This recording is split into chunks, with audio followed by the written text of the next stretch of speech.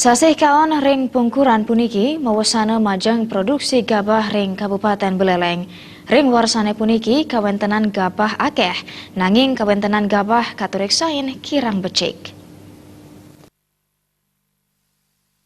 Parindikan punika kebawasang saudagar gabah saking Desa Panji Nyoman Wija.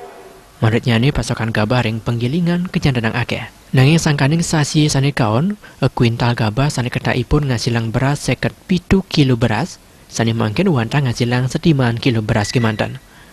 Wiwilanipun sandukan merana sekadar toye gabah dat akeh. Sangkani punika ngawidang pengarga gabah ring pasaran kedinjapang malih. Peninjak pengarga gabah sandukan penggilingan nenten kelaksana yang ring Kabupaten Buleleng, nanging ring Kabupaten Jembrana. Sandukan Buleleng nenten medue mesin open, ngarepin kundanan gabah sane akeh mendaging kadar toya.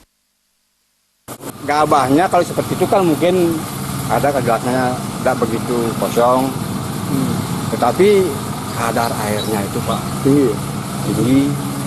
Kalau dia di open mungkin bisa 24 jam bisa kalau di open itu. Kalau misalnya kalau biasa, nah ada cuaca hujan ya minimal itu 12 jam, open atau 15 jam.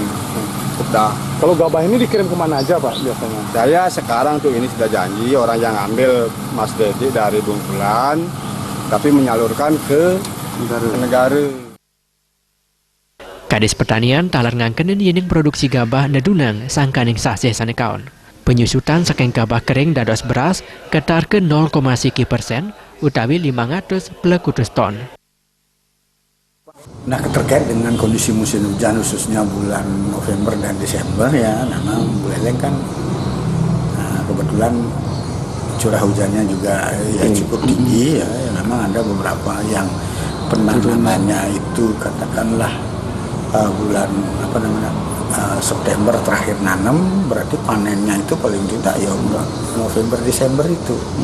Nah pada saat itu ya kebetulan kondisi curah hujan ya, cuaca yang tinggi ya, ada beberapa lahan petani yang katakanlah mengalami gangguan. Nah itu juga akan berdampak terhadap produktivitas masing-masing lahan yang belum panen pada saat itu.